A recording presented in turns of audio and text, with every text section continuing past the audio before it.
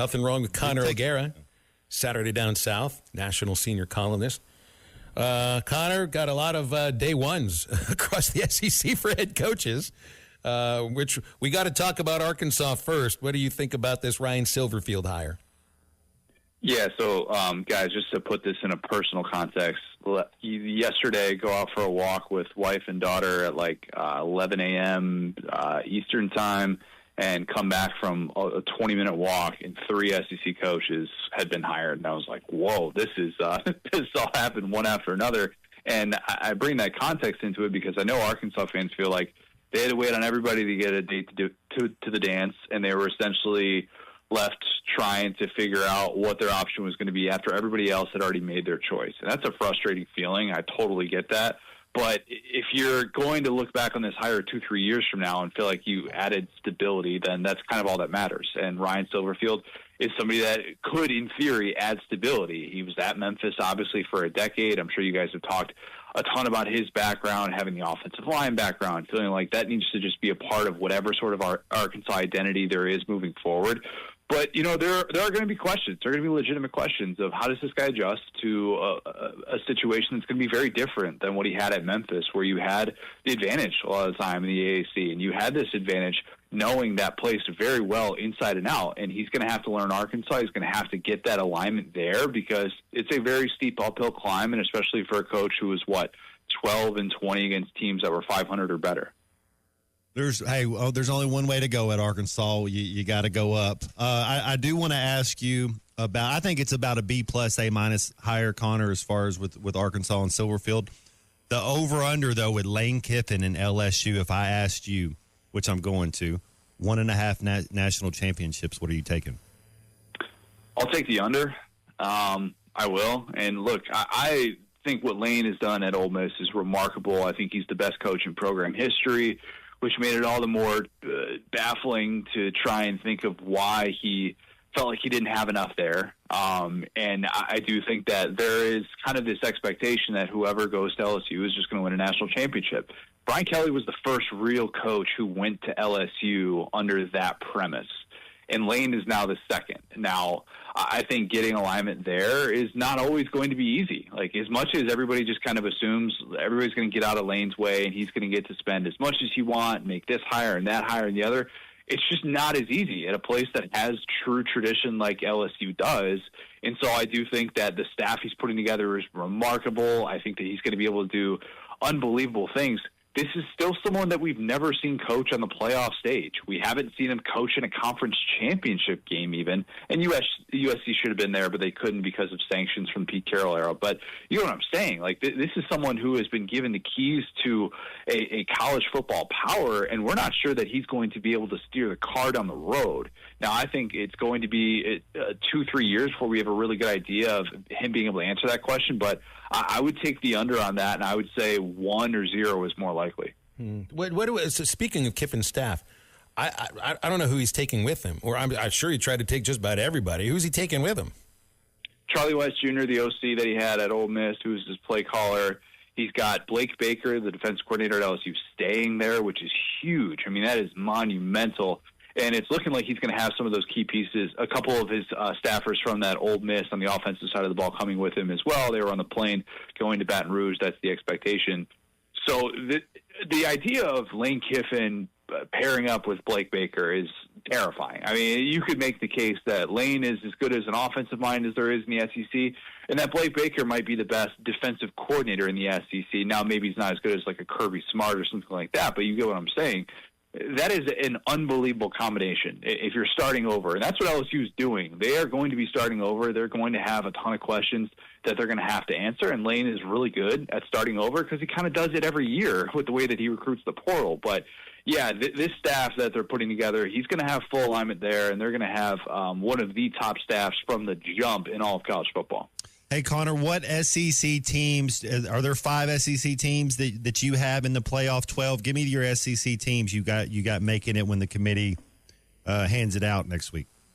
Yeah, I mean, it all depends on getting the 5 depends on what Bama does as well as what BYU does. I would tend to think that Bama is in the college football playoff win or lose unless BYU upsets Texas Tech in the Big 12 championship. That's going to be the key factor.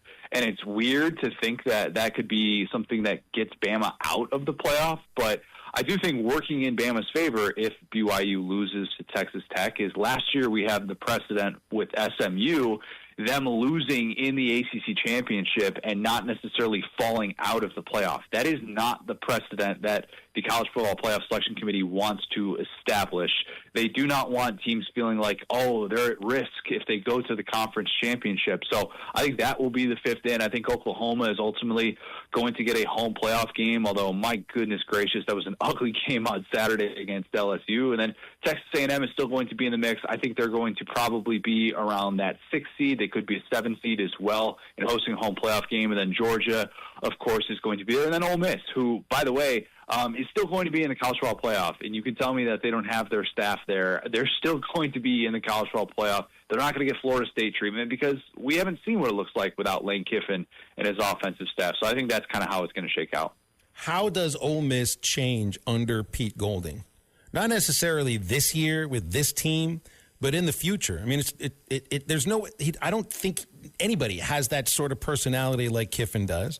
It's not to say Golding can't have success there, but he's never been a head coach. So, what does it mean for him to be the head coach at Ole Miss?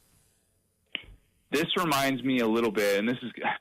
I mean, I don't know how many Ole Miss fans are listening to this, but there are some shades of what Mississippi State endured with Mike Leach and his death, and how unprecedented it was to replace a head coach who died while active. And there's just not really a roadmap to that. I don't really think there was a roadmap to Ole Miss doing what it had to do to replace Lane Kiffin. As much as there was this speculation over the course of the last few weeks, with the way that the market's set up in the SEC, and because of how imminent this felt with them still being alive to compete for a national championship, this is what they felt like they had to do. So, in a way, it's the most continuity that you can ask for to be able to retain Pete Golding, who has done a really good job as their defensive coordinator over the last 3 years, but it's still going to be a major question mark. They're going to have a lot less personality. I don't know what in the world they're going to do to be able to assemble an offensive staff. That's going to be what this is going to come down to. And with Zach Arnett at Mississippi State, when he replaced Mike Leach, they tried to overhaul the air raid. It didn't work, and he was out in 1 year. So could that be the same thing with Pete Golding? It's certainly possible, but yeah, this whole situation is so unbelievably fluid, and a lot of people will have all eyes on Ole Miss when Pete Golding gets his debut in the college football playoff. Okay, so I remember asking you this before the season started, and there was no answer because I don't think there was ever a definition to what defined a Sam Pittman-coached team. If I ask you the same question about Ryan Silverfield, what do you think? High-powered offense that is ideally built from the inside out. I mean, it's an offensive line identity. Like this is his background. This is how he'd like to be able to build this team. I don't have to tell Arkansas how frustrating it was to watch that Memphis ground game. I mean, that's typically what they're going to be able to do, and they're going to try and light up scoreboards. That's what they're going to try and do at Arkansas, and it's obviously been a little bit more difficult to maintain an offensive identity, and you're not having someone that's viewed as this like world-class play caller, but at the same time, like that's kind of what you would hope Arkansas's identity is going to be. It's going to be establishing things from the inside out and trusting that even on your worst day, you can still be a team that is able to get 150 to 200 rushing yards and at least not look like you're totally overmatched in the trenches. That was questioned at points during the Sam Pittman tenure, and he had to kind of step back and then step back forward into his role coaching the offensive line. And maybe Ryan Silverfield kind of juggles that as well. But I do think it's going to be a team that's going to try and establish that ground game as much as possible and then let the other pieces fall in place. Do you think Petrino's going to end up anywhere? OC, head coach, maybe in the group of 5 level? He has lost his last 14 games as a Division I FBS head coach. But the offense at times this year, I mean, certainly showed to be high-powered and still saw some of that great play calling. Yeah, he'll end up somewhere. I mean, it's Bobby Petrino. He's not. He doesn't fade off into the sunset. Like I doubt that this will be the last that we hear from him. I think there's still too much passion there, too much energy. He didn't look like a guy that was on his way out, even if his team wasn't necessarily able to win any of these close games. Now he's going to end up somewhere. Now I don't know. Maybe for all I know, that's like UCLA offensive coordinator or something like that. Like he will have a job, and if he has it his way, he will have a job calling plays. But here's the thing: like there's still so much left to be sorted out with this coaching carousel. I mean, there are a lot of big time jobs that are still open. There are coordinator hires to be made. So like I can't even give you like a real roadmap of where he ends up. But if I had to guess, it would be not necessarily running his own program, but it would be calling plays on the offensive side of the ball. And this is always going to be a problem now in college football, right? You know, just with coaches potentially not finishing the season with their team and they're going to the playoff. As you expand the playoff, the calendar doesn't change. I know you can blame the calendar, but, you know, coaches also have their own decisions that they can make, and it's still their own decision. But there's like this stuff this is going to happen again. I'm not saying like 6 coaching changes in a league on the same day, but the whole Lane Kiffin saga, this will happen again and probably happen again soon. Yeah, but here's the thing. Why Ole Miss had to stand its ground is because LSU is a rival. He is going to a rival school, and he is very likely going to poach players and staff to his new school. This is not John Summerall staying on at Tulane to potentially coach them in the playoff while he's juggling head coaching duties at Florida. It is entirely different than Bob Chesney potentially staying on at JMU if they are able to make the college football playoff and juggling those duties with UCLA. These are very different situations, and I do think it took the perfect storm for Lane to be in this spot. And the people that are like, well, the calendar is at fault. No. Lane Kiffin walked away from a team that can, in theory, win a national championship.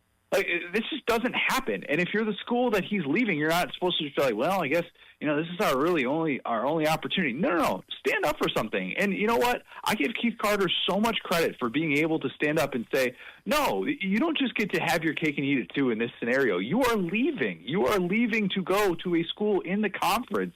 We can't have you just getting intel for the next 3 weeks or 4 weeks, whoever knows how long this goes. So I do think this situation is very unique, even though the college football calendar is bizarre in about every possible way. Hey, what about Penn State? Where do you think they go? Is that the best job, I guess, out there now? They still or do you think they're feeling the pressure? I don't know. What do you think Penn State's move is? They're desperate. I think Brian Dable ends up at Penn State. If Brian Dable doesn't end up at Penn State, I'm told he could end up as Florida's offensive coordinator, which is really interesting. And I'd be very curious what that looks like. Pairing a Brian Dable offense with John Summerall, I think that's a fascinating duo in Gainesville. But I think that's the direction they turn now that Bob Chesney is going to UCLA. I think that they could have to. They do definitely feel that pressure. I mean, there's no doubt about it. Like, they probably felt pressure when James Franklin even took the Virginia Tech job. Like, wow, are we behind with our search? All these SEC vacancies are now being filled. You have Pat Fitzgerald going to Michigan State. I thought he would have made a lot of sense at Penn State. So, yeah, I mean, if they don't get Brian Dable, I think they're in major panic mode, and they're going to end up overpaying for somebody. Who do you think made the best hire in the SEC yesterday? I mean, LSU with Lane is the obvious one, but I think there's a really good chance that Alex Golesh is kind of exactly what Auburn needs. I've loved Alex Golesh for a long time. Like, Phil, you and I were talking about him months ago here. Yeah, like even 2024 when the Arkansas vacancy was potentially going to be, talked about. Like, he was the guy that I kept bringing up, and I just think that Auburn fans are now kind of seeing him, and they're like, he's crushing the press conference. There was no doubt he was going to do that. Like, I've told you about how much I love his background and how much I just think Auburn needed a grinder to get away from Hugh Freeze, who was very much not a grinder by the end of it at Auburn, and not perceived that way with all the golf and all that stuff that was very much well documented on the Plains. But I just kind of think he's exactly what they want right now. And it's not to say he's going to win them national championships. Like, maybe Lane has a higher ceiling. Maybe John Summerall has a higher ceiling. But I just think in terms of what they want right now, the type of stability and the type of work that it's truly going to take for them to be able to win at the level that will at least make them comfortable, I think that Alex Golesh is going to end up being the right guy for that. Connor, you sure are in championship mode right now. That being said, before we let you go, who's in the national championship game? Who do you got winning it all this year? Oh, man. So much of this will depend on the bracket and the matchups and how that all plays out. That's my way of trying to buy time to come up with a realistic answer. Is it Ohio? I guess I could ask, is it Ohio State, Georgia? If that's just kind of like, who would you say kind of just going forward as your two favorites or so to make it? Yeah, I mean that's who I would pick. That's the boring answer. Like I can pick apart Alabama, the lack of a run game. I think A&M, you saw some of their run fit issues that plagued them in their first loss of the season against Texas. Like I think Notre Dame has benefited from a fairly favorable schedule. So like there's a lot of candidates like that. Texas Tech, you haven't been there before. Indiana, you haven't been there before either. I would tend to say that Ohio State and Georgia would be the most obvious one, but you know, I think Oregon's going to have a say. I really do. Like, I think Oregon's being slept on so much because of that loss to Indiana, where Indiana just kind of shocked them with what they were able to do in the trenches. And I would not count out a Dan Lanning coach team with a very experienced group with that coaching staff of how many big-time games they've been a part of. So that's kind of the one that I wouldn't sleep on. Like, I had Oregon in the preseason going to a national championship. Don't ask me who I had them beating, but it was I had LSU. Tigers. Yeah, same. So you get it. But Oregon, I think, will be part of that mix as well. You don't always win your first bet. That's why MyBookie has you covered. Use our code HOGS, H-O-G-S, and your first bet up to $500 is fully covered. If your pick doesn't hit, you get it right back with our Bet Back bonus. Go to mybookie.ag and use the code HOGS to claim your Bet Back bonus. MyBookie's where bettors win together because bragging's good, but cashing in is better. And your first bet is fully covered. Use our code HOGS. Must opt in during the bet to use the Bet Back bonus.